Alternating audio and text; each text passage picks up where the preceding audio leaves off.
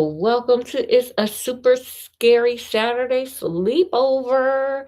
And yes, I do have my pajamas on. See, it says goodnight, but I'm also playing the character of the rich woman. Okay. Have you ever wondered what happens when people hit the lottery and then waste their money?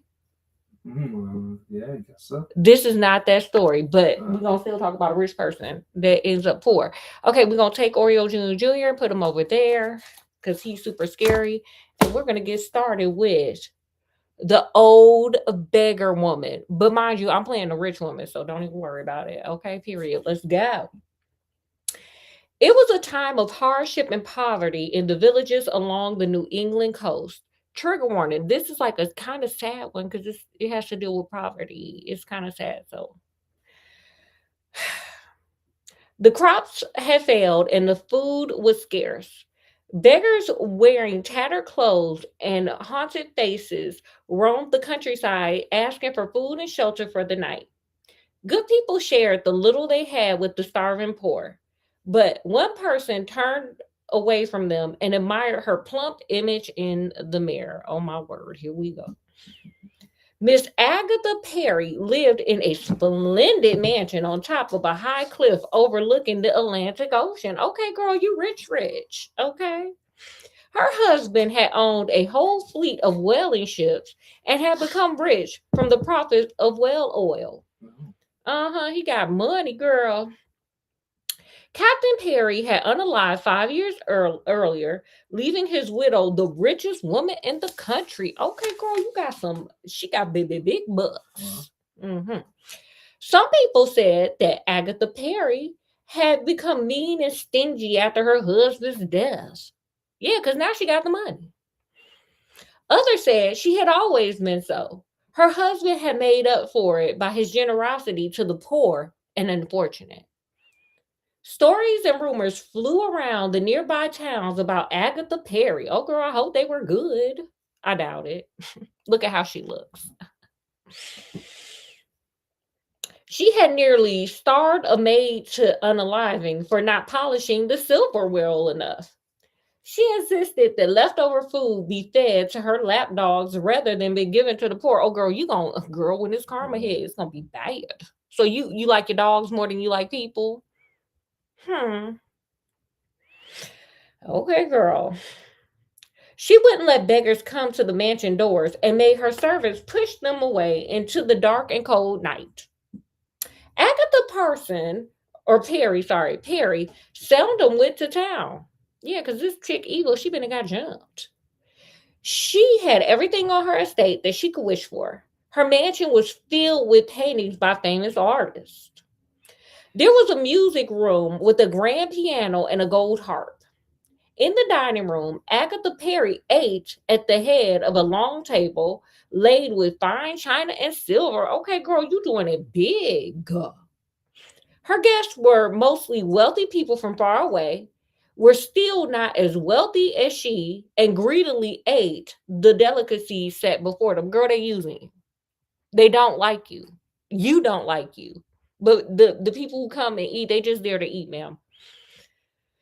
If it had not been for her daily walk along the cliffs, Agatha Perry would never have seen the poor and starving people who lived around her. But she believed that the sea air was good for her complexion, so she took a daily walk in the early evening each day. Hmm. The beggars had become desperate enough to follow the rich lady to the cliff and beg for food from her there. After seeing their hollow faces and dirty clothes, Agatha held her handkerchief to her nose and screamed for her servants. Okay, girl, your servants just as poor as they are, probably. That's why they work for you. And you, okay, girl, this can only end bad because we here, honey. Okay.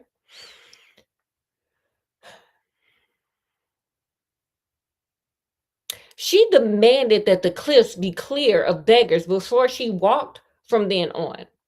She wouldn't have the sight of these horrid people spoiling her complexion. Hmm. One evening, as usual, Agatha set off from her mansion for her walk on the cliffs. The silk skirts of her expensive dress rustled around her. The rings she loved to wear hung heavy on her fingers. By her side walked one of her little lap dogs she loved and pampered. Okay, my face a 10, my body T. Oh wait, where Oreo Junior you're at? Let's get him in.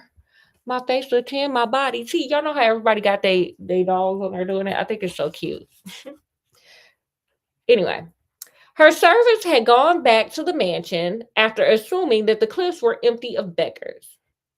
Agatha strolled along the stone cliffs, worn smooth by years of crashing waves. Ahead of her, a large rock jutted into the path. To pass by it, she had to walk close to the edge of the cliff. Girl, okay, you living real reckless. Her tiny dog began to whimper and wouldn't go further, probably because the dog's smarter than her. He like, girl, we gonna fall. Agatha snapped her finger at him angrily, but the dog cowered on the ground because he ain't stupid. Finally, she bent down and picked him up and then stepped cautiously towards the rock onto the narrow path. Below, the sea was surging and foaming with the tide. The water looked dark and angry, with the sunlight fading in the sky. Agatha had almost walked around the rock when she looked up from the ocean and saw an old woman sitting on the ledge in the rock. Uh-oh, girl, she might push you.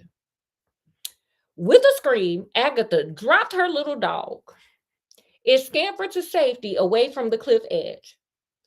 Some food for the starving, said the old woman begged in a cracked voice. Agatha looked at the beggar with disgust. Hmm. The woman was dressed in black rags with the old black cape thrown around her shoulders. Oh.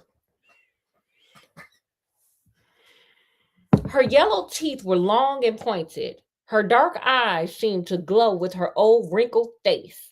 Her gnarled fingers shook as they reached out to Agatha, pleading.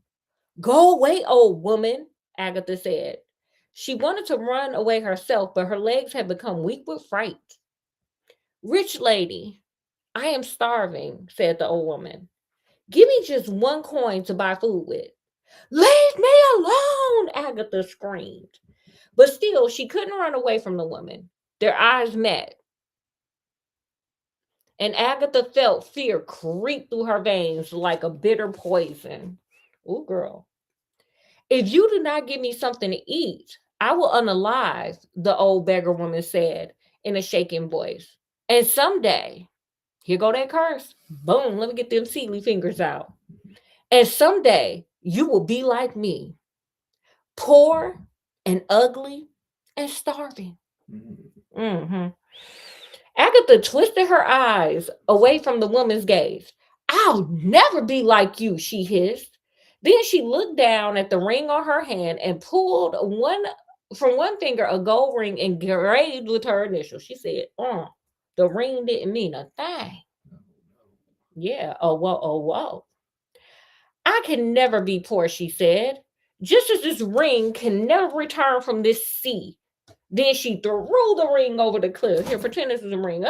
She threw the ring over the cliff into the roaring ocean. The old woman murmured strange words. There you go, girl. She said, okay, girl, and looked out into the sea. Agatha suddenly found her strength and ran back along the cliff path to her mansion. Yeah, girl, you better go to safety. That lady should have just pushed you off the edge. That night, Agatha did not enjoy the delicious meal set before her on the long table. The roast beef tasted dry in her mouth, even though it had been cooked to perfection. The rich chocolate dessert seemed bitter rather than sweet, and Agatha pushed it away uneaten. She walked to the fireplace and sat down in a chair in front of it.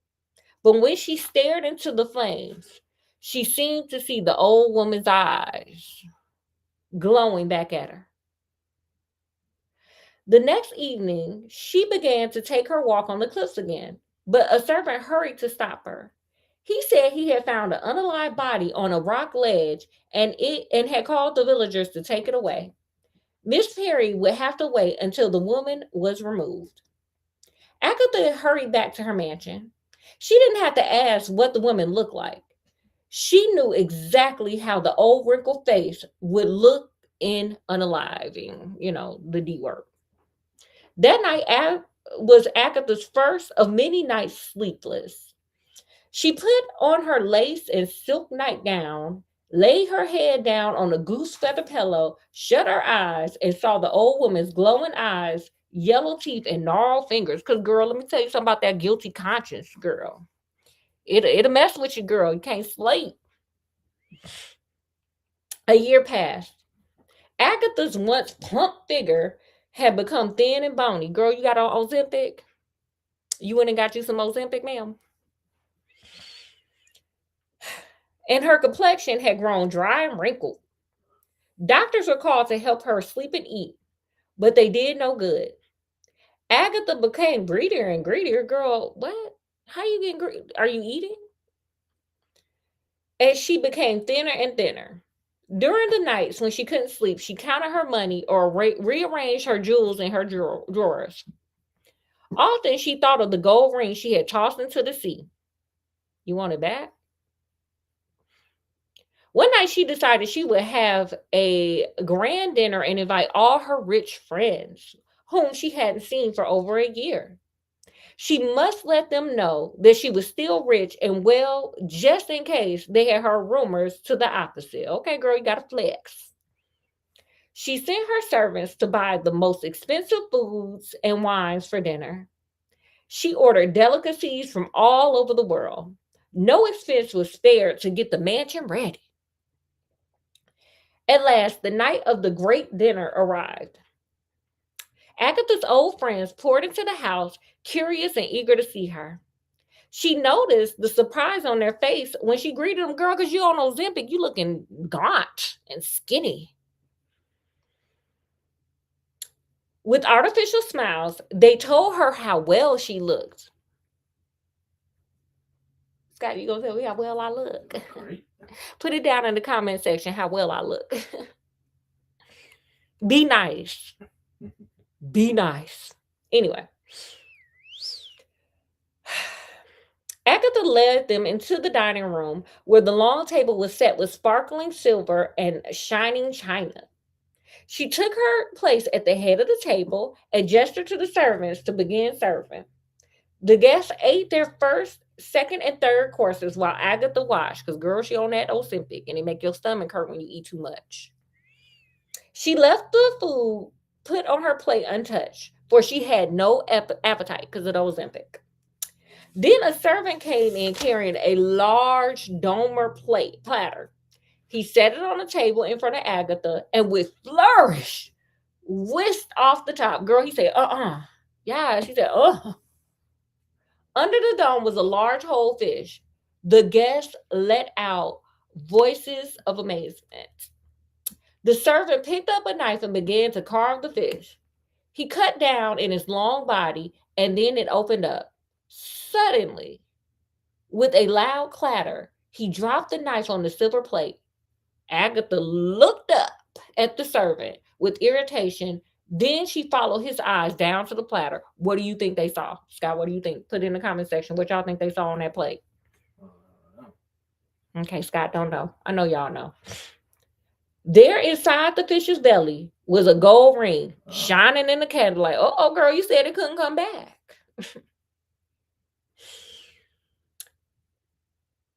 The servant picked it up and handed it to Agatha with a trembling finger. She's like, oh, snap, I'm about to be poor, old, and ugly. She turned it around and around until she saw her initials etched in the gold. She remembered the words she had spoken when she threw the ring in the sea. Then, as her guests watched with curious eyes, Agatha jumped up and ran from the table. Yes, honey. Y'all thought I was Agatha. I'm not Agatha. But I look like Agatha. Anyway, choking back the scream that was rising in her throat. That night, a fire burnt Agatha's house down. Damn, it went quick, huh?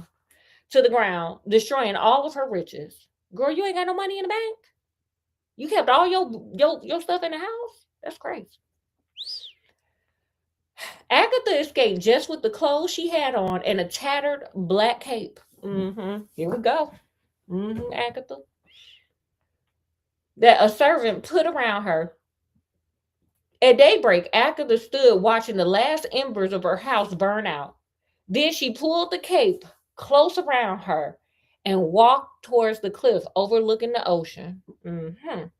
And to this day, if you go to a certain place along the cliffs of New England, you might see the ghost of an old beggar woman.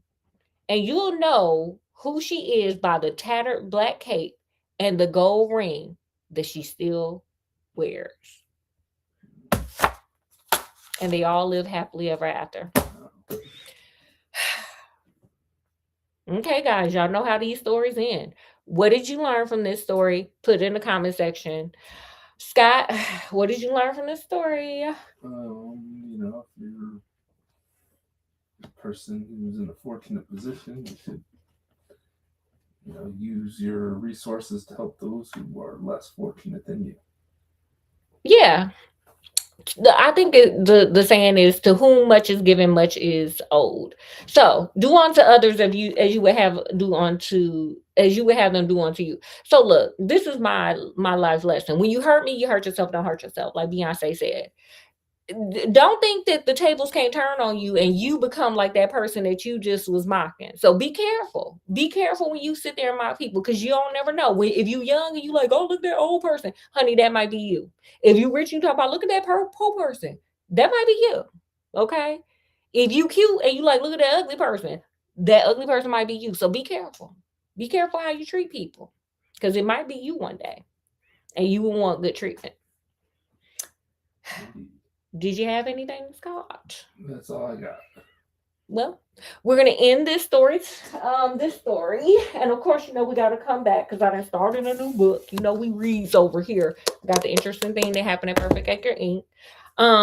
But for this one, we're gonna end this one. As always, of course, guys, we love hanging out with you. We hope you guys love hanging out with us. Make sure you guys like, share, subscribe. Go check out some other videos, some shorts, some other lives if you would like. And yeah, with that, we're going to bid you guys adieu. So from wherever we are, even if we hanging off the side of a cliff in our very expensive mansion, to wherever you guys are, peace, love, and happiness. Skinnamarink dinky dink, and we'll see you in like 30 minutes. Let me get this thing turned around. So we'll see